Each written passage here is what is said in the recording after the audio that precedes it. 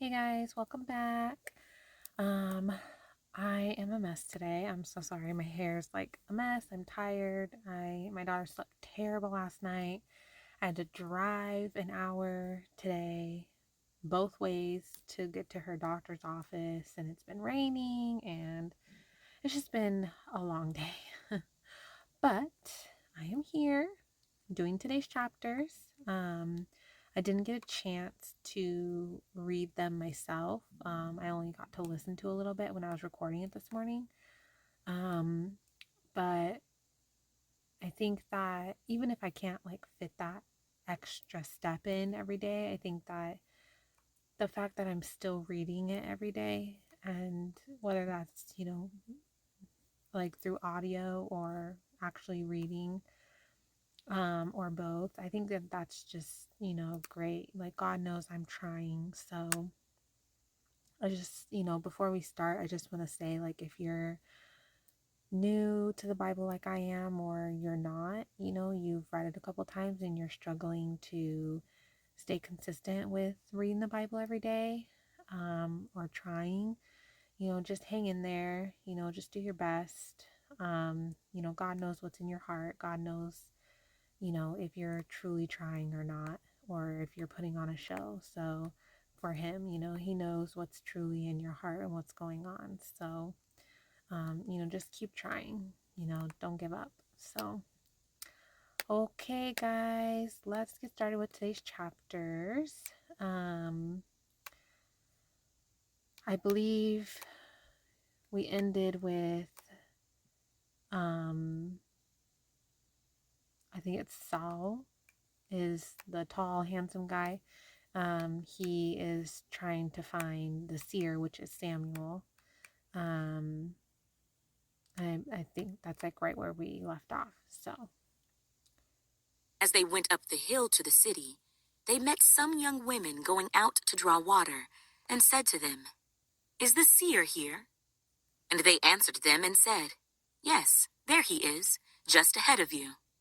Hurry now, for today he came to this city, because there is a sacrifice of the people today on the high place. As soon as you come into the city, you will surely find him before he goes up to the high place to eat. For the people will not eat until he comes, because he must bless the sacrifice. Afterward, those who are invited will eat. Now therefore, go up, for about this time you will find him." So they went up to the city. As they were coming into the city, there was Samuel, coming out toward them on his way up to the high place. Now the Lord had told Samuel in his ear the day before Saul came, saying, "Tomorrow, about this time, I will send you a man from the land of Benjamin, and you shall anoint him commander over my people Israel, that he may save my people from the hand of the Philistines. For I have looked upon my people, because their cry has come to me." So when Samuel saw Saul, the Lord said to him, "There he is, the man of whom I spoke to you. This one shall reign over my people." Then Saul drew near to Samuel in the gate and said, "Please tell me, where is the seer's house?" Samuel answered Saul and said, "I am the seer. Go up before me to the high place, for you shall eat with me today. And tomorrow I will let you go, and will tell you all that is in your heart. But as for your donkeys that were lost 3 days ago, do not be anxious about them, for they have been found. And on whom is all the desire of Israel? Is it not on you and on all your father's house?" And Saul answered and said, "Am I not a Benjamite, of the smallest of the tribes of Israel, and my family the least of all the families of the tribe of Benjamin? Why then do you speak like this to me?" Now Samuel took Saul and his servant, and brought them into the hall, and had them sit in the place of honor among those who were invited. There were about 30 persons. And Samuel said to the cook, "Bring the portion which I gave you, of which I said to you, set it apart." So the cook took up the thigh with its upper part, and set it before Saul. And Samuel said, "Here it is, what was kept back. It was set apart for you. Eat, for until this time it has been kept for you, since I said I invited the people." So Saul ate with Samuel that day. When they had come down from the high place into the city, Samuel spoke with Saul on the top of the house. They arose early, and it was about the dawning of the day that Samuel called to Saul on the top of the house, saying, "Get up, that I may send you on your way." And Saul arose, and both of them went outside, he and Samuel. As they were going down to the outskirts of the city, Samuel said to Saul, "Tell the servant to go on ahead of us." And he went on. "But you stand here a while, that I may announce to you the word of God." Then Samuel took a flask of oil and poured it on his head, and kissed him and said, "Is it not because the Lord has anointed you commander over his inheritance? When you have departed from me today, you will find 2 men by Rachel's tomb in the territory of Benjamin at Zelzah. And they will say to you, 'The donkeys which you went to look for have been found.' And now your father has ceased caring about the donkeys and is worrying about you, saying, 'What shall I do about my son?' Then you shall go on forward from there and come to the terebinth tree of Tabor. There 3 men going up to God at Bethel will meet you, one carrying 3 young goats, another carrying 3 loaves of bread, and another carrying a skin of wine. And they will greet you and give you 2 loaves of bread, which you shall receive from their hands. After that, you shall come to the hill of God, where the Philistine garrison is. And it will happen, when you have come there to the city, that you will meet a group of prophets coming down from the high place with a stringed instrument, a tambourine, a flute, and a harp before them. And they will be prophesying. Then the Spirit of the Lord will come upon you, and you will prophesy with them, and be turned into another man. And let it be, when these signs come to you, that you do as the occasion demands, for God is with you. You shall go down before me to Gilgal, and surely I will come down to you to offer burnt offerings and make sacrifices of peace offerings. 7 days you shall wait, till I come to you and show you what you should do." So it was, when he had turned his back to go from Samuel, that God gave him another heart, and all those signs came to pass that day. When they came there to the hill, there was a group of prophets to meet him. Then the Spirit of God came upon him, and he prophesied among them. And it happened, when all who knew him formerly saw that he indeed prophesied among the prophets, that the people said to one another, "What is this that has come upon the son of Kish? Is Saul also among the prophets?" Then a man from there answered and said, "But who is their father?" Therefore it became a proverb, "Is Saul also among the prophets?" And when he had finished prophesying, he went to the high place. Then Saul's uncle said to him and his servant, "Where did you go?" So he said, "To look for the donkeys. When we saw that they were nowhere to be found, we went to Samuel." And Saul's uncle said, "Tell me, please, what Samuel said to you." So Saul said to his uncle, "He told us plainly that the donkeys had been found. But about the matter of the kingdom, he did not tell him what Samuel had said." Then Samuel called the people together to the Lord at Mizpah, and said to the children of Israel, "Thus says the Lord God of Israel, I brought up Israel out of Egypt, and delivered you from the hand of the Egyptians, and from the hand of all kingdoms, and from those who oppressed you. But you have today rejected your God, who himself saved you from all your adversities and your tribulations, and you have said to him, 'No, set a king over us.' Now therefore, present yourselves before the Lord by your tribes and by your clans." And when Samuel had caused all the tribes of Israel to come near, the tribe of Benjamin was chosen. When he had caused the tribe of Benjamin to come near by their families, the family of Matri was chosen, and Saul, the son of Kish, was chosen. But when they sought him, he could not be found. Therefore they inquired of the Lord further, "Has the man come here yet?" And the Lord answered, "There he is, hidden among the equipment." So they ran and brought him from there. And when he stood among the people, he was taller than any of the people from his shoulders upward. And Samuel said to all the people, "Do you see him whom the Lord has chosen, that there is no one like him among all the people?" So all the people shouted and said, "Long live the king!" Then Samuel explained to the people the behavior of royalty, and wrote it in a book, and laid it up before the Lord. And Samuel sent all the people away, every man to his house. And Saul also went home to Gibeah, and valiant men went with him, whose hearts God had touched. But some rebels said, "How can this man save us?" So they despised him, and brought him no presents. But he held his peace. Then Nahash the Ammonite came up and encamped against Jabesh Gilead. And all the men of Jabesh said to Nahash, "Make a covenant with us, and we will serve you." And Nahash the Ammonite answered them, "On this condition I will make a covenant with you, that I may put out all your right eyes, and bring reproach on all Israel."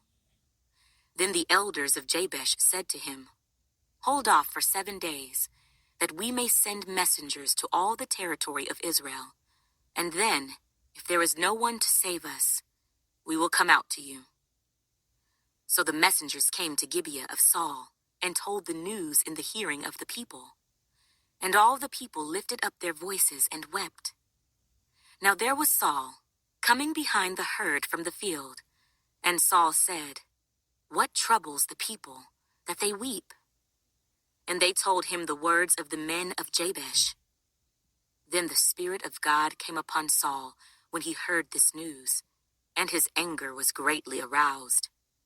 So he took a yoke of oxen, and cut them in pieces, and sent them throughout all the territory of Israel by the hands of messengers, saying, "Whoever does not go out with Saul and Samuel to battle, so it shall be done to his oxen."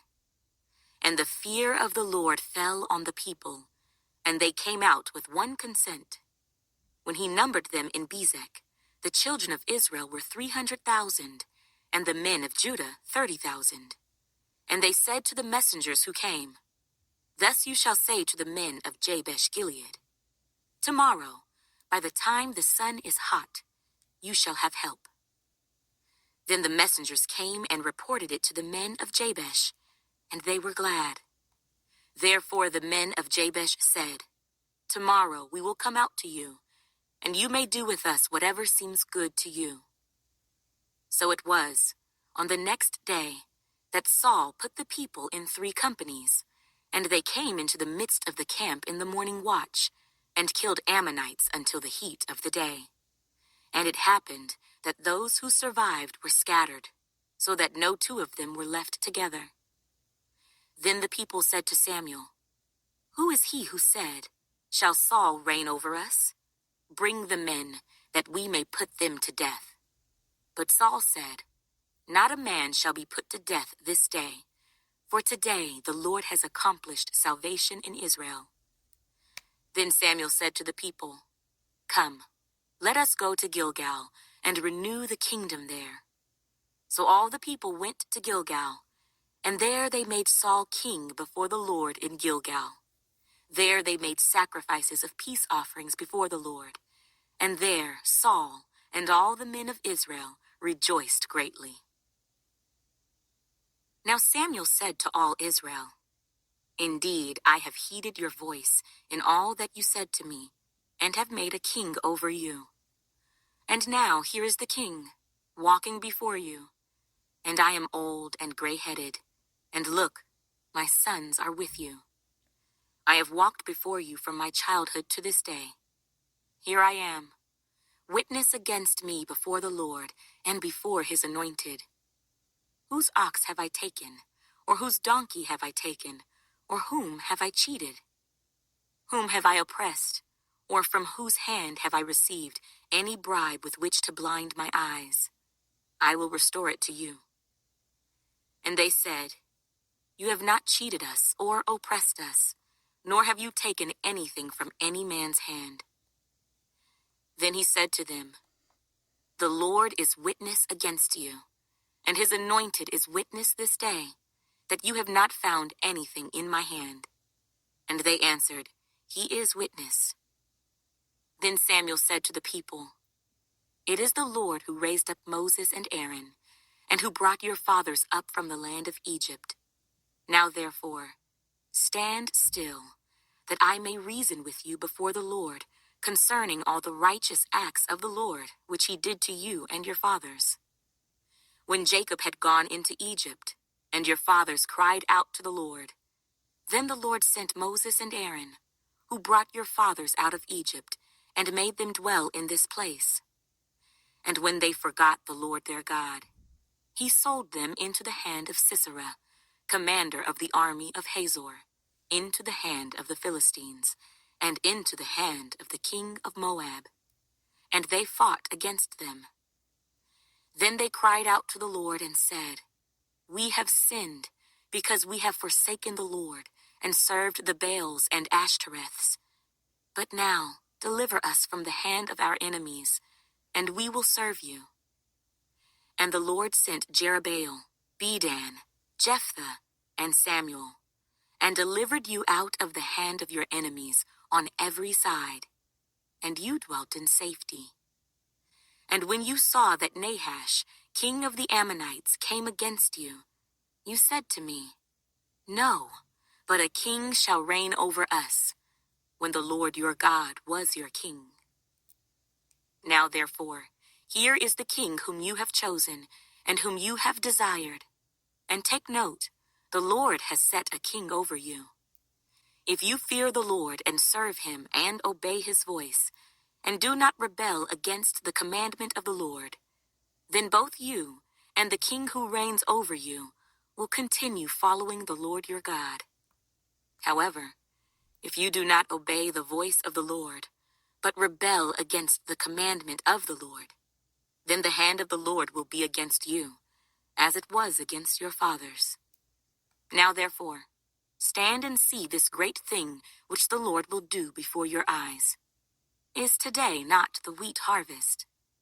I will call to the Lord, and he will send thunder and rain, that you may perceive and see that your wickedness is great, which you have done in the sight of the Lord, in asking a king for yourselves.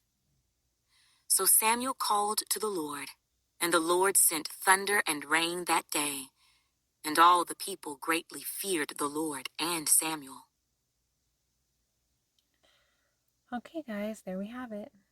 I mean, I followed along for the most part. I'm so tired. Like, I can barely keep my eyes open, but I pretty much followed along. I think I'll probably try to read the chapters later when I or maybe tomorrow. I don't even know if I'll be able to today. I'm so tired. But it is interesting though that, you know, it keeps mentioning how Saul is taller than everyone else. No one's as tall as him, and he's, you know, good looking and handsome, and so everyone's like, oh yay, a king, you know, because he is so taller than everyone and so much more good looking. And it's like, you know, that's such an interesting point that it keeps mentioning over and over again in the Bible, because, you know, sometimes, you know, someone may look, you know, to them, he may look like a king that they're wanting, but, you know, just because he looks like it doesn't mean he's going to be a great king. And I think that that's a good lesson just as a regular human being to know, like to learn, is just because something looks like it may be good for you, or maybe um like looks, you know, like you know how some people, they greatly put a big emphasis on how someone looks, like I've met couples where oh, our relationship is amazing, or we're a great couple because we look so good, together, but then it's like their actual relationship and the kind of people they were not good.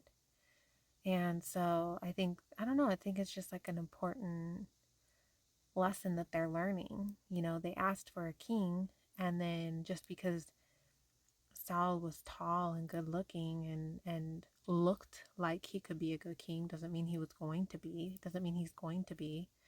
And according to what I've looked up, he's not going to be a good king in the end, Saul. So, and then later, that's when King David comes up, who's supposed to be a better king. But